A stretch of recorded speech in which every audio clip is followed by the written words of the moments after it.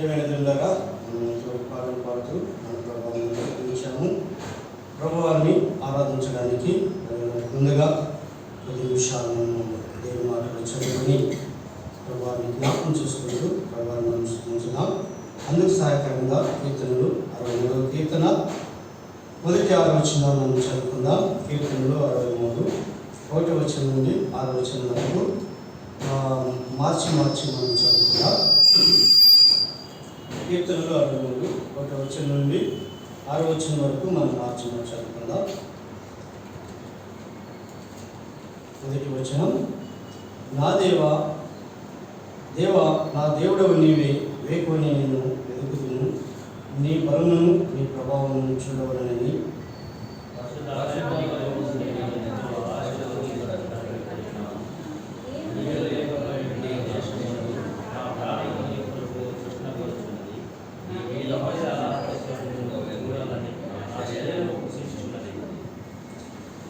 మూడవ వచనం, నీ కృపా జీవము కంటే ఉత్తమము, నా పెదవులు నిన్ను స్తుతించును.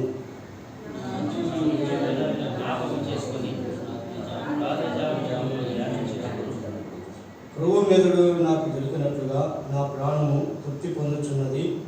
ఉత్సాహించు పెదవులతో నా నోరు నేను గూర్చి గానం చేయుచున్నది.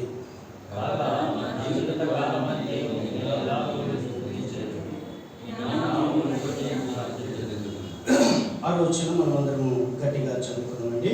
కాగా నా జీవిత కాలం అంతయు నేనిలాగా నేను స్తుతించెదను, నీ నామమును బట్టి నా చేతులు ఎత్తెదను. ప్రియమైన దేవులారా, చదువుకున్న వాక్య భాగం నుండి క్లుప్తంగా మన ఆరాధన సహాయకంగా జ్ఞాపకం చేసుకుందాం.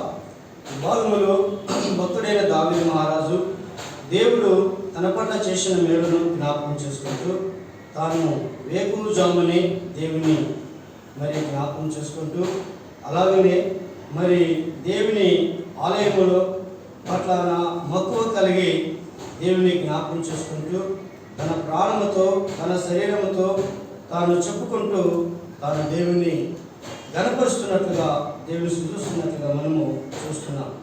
ప్రియమైన దండ్రులారా, దావీదు మహారాజు 6వ వచనంలో అంటున్నాడు, కాగా నా జీవిత కాలం అంతయు నీలాగునే నిన్ను స్తుతించెదను, నీలాగునే నిన్ను స్తుతించెదను. ఎప్పుడంట? తన జీవిత కాలం అంతయు నేను ఇలాగనే నిన్ను స్తుతించెదను, నీ నామమును బట్టి నా చేతులు ఎత్తేదను అంటున్నాడు. ప్రియమైన దేవులారా, దావీదు మహారాజు తన జీవిత కాలమంతయు దేవుని స్తుతించడమే గురిగా ఉంచుకొని దేవుని ఆరాధిస్తున్న భక్తులుగా మనం చూస్తున్నాం. అలాగే మనము కొంచెం వెనకన్నట్లయితే కీర్తనలు 23 6వ వచనంలో మనం చూసినట్లయితే చిరకాలం నేను యెహోవా మందిరములో నివాసం చేస్తున్నట్టున్నాడు. చూడండి, దావీదు మహారాజు తన ఎక్కడికి వెళ్ళినా దేవుని యొక్క సన్నిధిని అతడు ఆశ్రయిస్తూ దేవుని కొరకు తను బ్రతుకుతున్నట్లుగా దేవుని స్తుతిస్తూ జీవిస్తున్నట్లుగా మనం చూస్తున్నాం. మరొక భాగంలో కీర్తన మనం చదివితే, నా జీవిత కాలం అంతయు నేను నిన్ను కీర్తించదను అని చూస్తున్నాం. చూడండి, దావీదు మహారాజు తన జీవితంలో దేవుని స్తుతించడమే, దేవుని పాడడమే, దేవుని గానము చేయడమే, దేవుని మందిరంలో జీవించడమే ఒక ఆశ్రయంగా, ఒక ఆధారంగా ఉంచుకొని బ్రతుకుతున్నట్లుగా మనం చూస్తున్నాం. అందుకే దావీదు మహారాజు అదే 62వ కీర్తనలో 8వ వచనంలో ఒక అద్భుతమైనటువంటి మాట తెలియజేస్తున్నాడు. ఏమంటున్నాడంటే, జనులారా ఎల్లప్పుడూ ఆయన నమ్మకించుడి, ఆయన సన్నిధిని మీ హృదయమును కుమ్మరించుడి, దేవుడు మనకు ఆశ్రయము. ఏమంటండి? దేవుడు మనకు ఆశ్రయము, మీ హృదయములను ఆయన సన్నిధిలో కుమ్మరించండి. ప్రియమైన దేవులారా, నిజంగా దావీదు మహారాజు దేవుని సన్నిధిని ఎల్లప్పుడూ ఆశించేవాడుగా ఉన్నారు. దేవుని సన్నిధిలో ఎల్లప్పుడూ స్తుతించేవాడుగా ఉన్నారు. దేవుని సన్నిధిని అనుభవిస్తూ దేవుని స్తుతించే గానం చేసే భక్తులుగా మనము చూస్తున్నాం. ప్రియమైన దేవులారా, నిజంగా మనం కూడా దేవుని ఆరాధించడానికి ఉదయకాలంలో దేవుని సన్నిధికి వచ్చి ఉండగా మనం కూడా దావీదు మహారాజు వలె నా జీవిత కాలం అంతయు నేను ఇలాగనే నిన్ను స్తుతించెదను, నా జీవిత కాలం అంతయు నేను ఇలాగనే నిన్ను స్తుతించెదను. ఎలాగో స్తుతించెదము? ఇదిగో లోక పాపములను మోసుకొని పో దేవుని గొర్రెపిల్ల. ఏ గొర్రెపిల్ల అండి? లోక పాపములను మోసుకొని పోయే దేవుని గొర్రెపిల్ల. నిజంగా ఆ ప్రభువారు నిజంగా దేవాది దేవుడు. అయితే ఆయన దేవునితో సమాన అనుభవం కలిగినటువంటి వాడు. అయితే మరి ఆయన ఎలాంటి వాడు వచ్చాడంటే లోక పాపములను మోసుకొని పోవు దేవుని గొర్రెపిల్లగా వచ్చాడు. దేవుని గొర్రెపిల్లగా ఆయన లోకానికి దిగి వచ్చినట్లుగా మనం చూస్తున్నాం.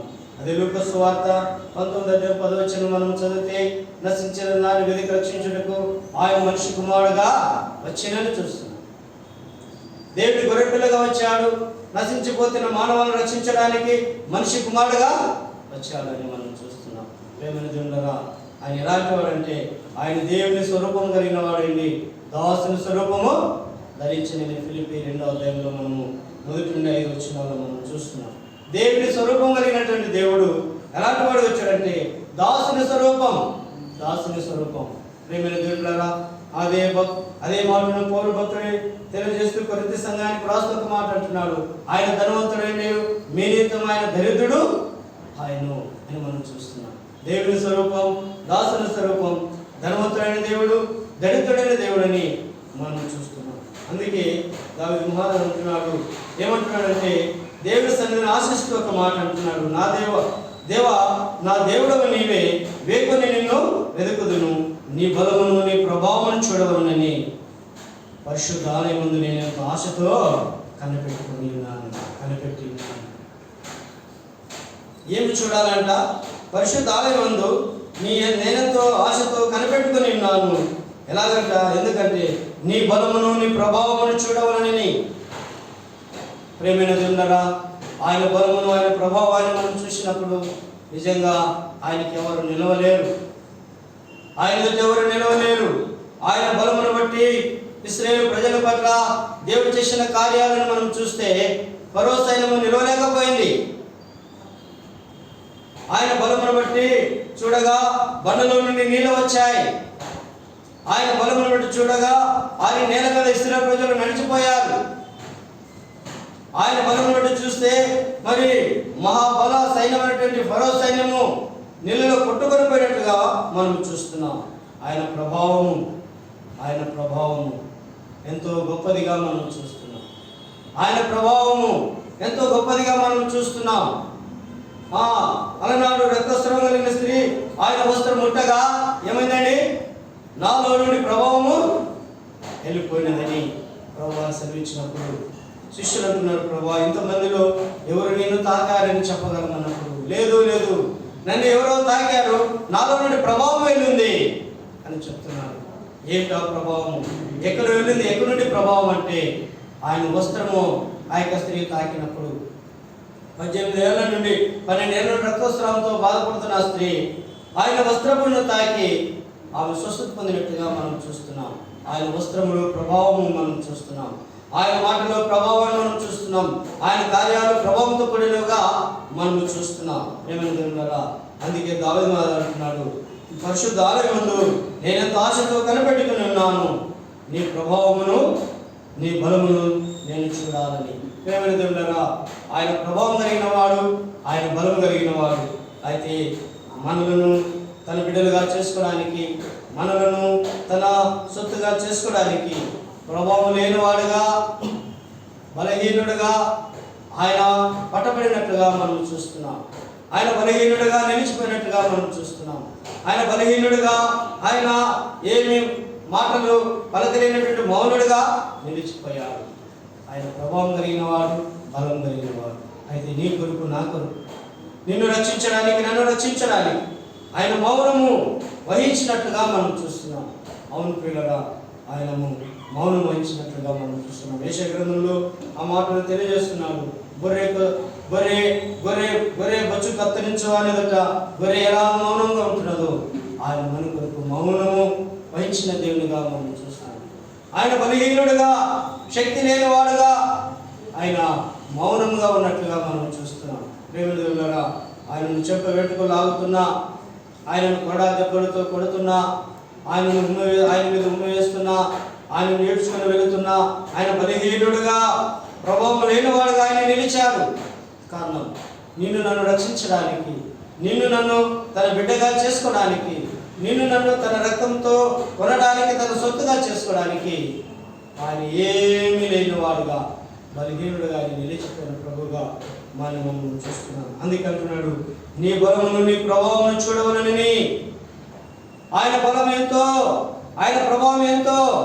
అయితే ఆయన బలము, ఆయన ప్రభావము ఏమి లేని వాడిని కానీ నిలిచినట్లుగా మనం చూస్తున్నాం.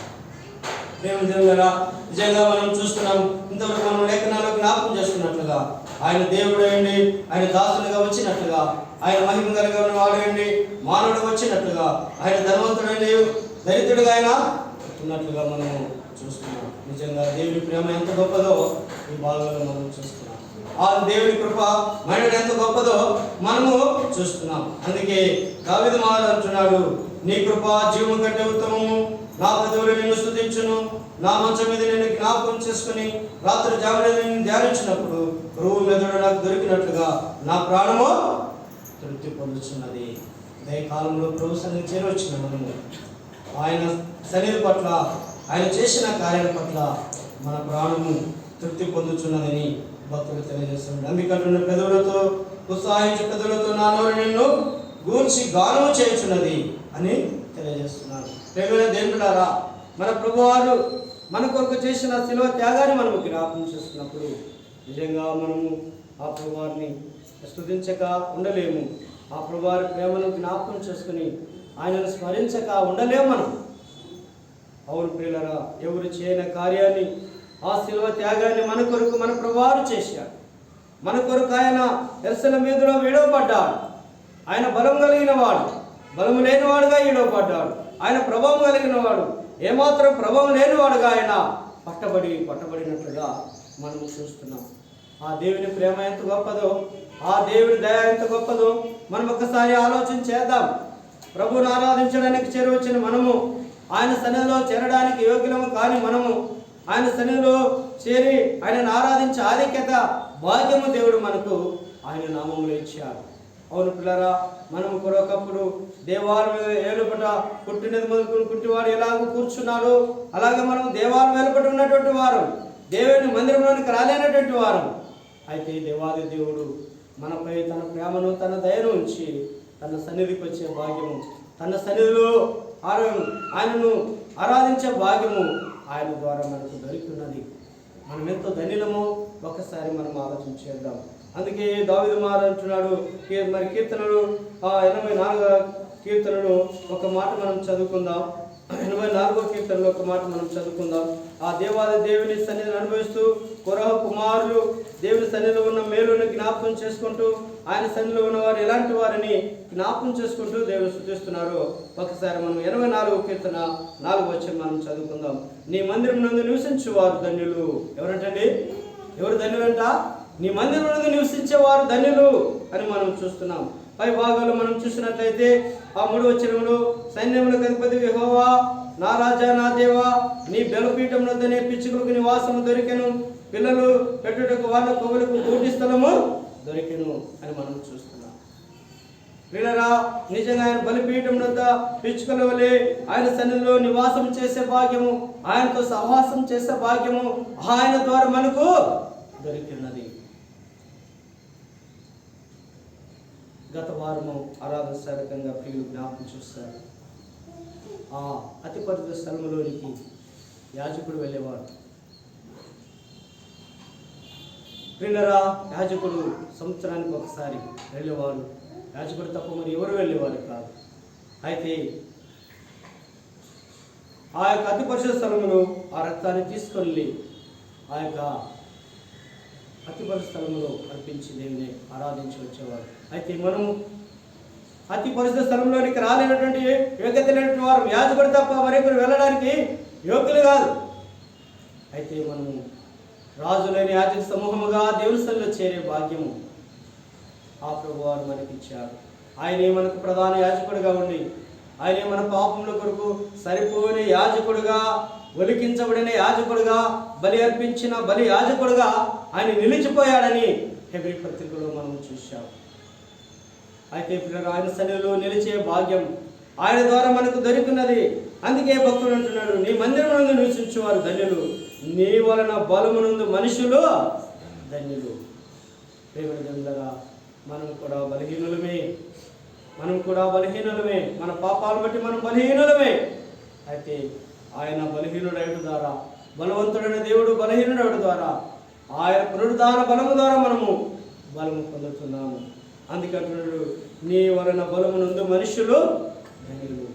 ప్రేమని కదా ఉదయ కాలంలో ప్రభుని ఆరాధించడానికి వచ్చిన మనం దేవుని సన్నిధిలో నిలిచి దేవుని సన్నిధిలో చేరి ఆయనను ఆరాధించే ఆధిక్యత మనకు లేదు. అయితే ప్రభువారి యొక్క రక్తము ద్వారా, ఆ ప్రభువారి యొక్క శ్రమల ద్వారా, ఆ ప్రభువారి యొక్క ప్రేమ ద్వారా, ఆ ప్రభువారి యొక్క కృప ద్వారా, ఆ ప్రభువారి యొక్క దయా దీర్ఘశాంతము ద్వారా మనం దేవుని సన్నిధిలో చేరే భాగ్యము, దేవుని సన్నిధికి వచ్చే భాగ్యము దేవుడు మనకు అనుగ్రహించాడు. ఆ భాగ్యం ఇవ్వడానికి ఆయన బలవంతుడైన దేవుడు, ప్రభావం కలిగిన దేవుడు మన కొరకు బలహీనుడుగా నిలిచిపోయాడు. మన కొరకు కొట్టబడిన ప్రభుగా నిలిచిపోయాడు. మన కొరకు గాయపరచబడిన ప్రభుగా నిలిచిపోయాడు. మన కొరకు చూడనులని వాడుగా, ఆయన మనుషులు వికారంగా మారిపోయిన ప్రభుగా మనం చూస్తున్నాం. యెషయా భక్తులకు ఏం మాట్లాడుతున్నాడు? ఆయన మనుషులు చూడనులని వాడుగా ఆయన ఎందుకయ్యాడు?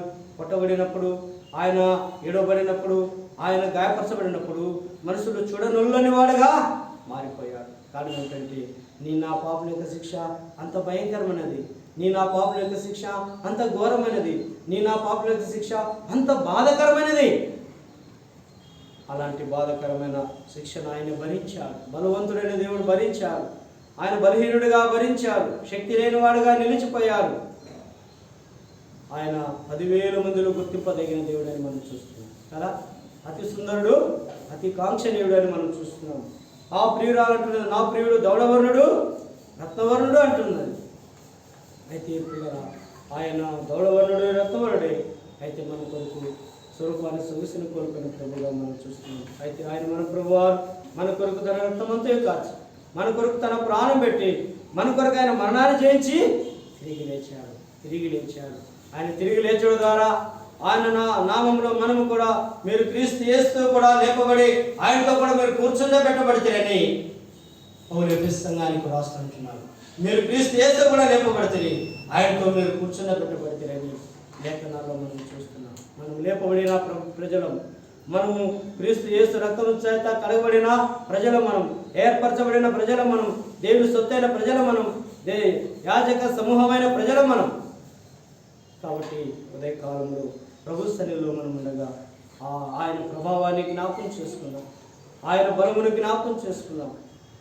ఆయన మన కొరకు ఎంత బలహీనుడిగా మారిపోయాడు, ఆయన మన కొరకు ఎంతగా రిక్తుడుగా మారిపోయాడు.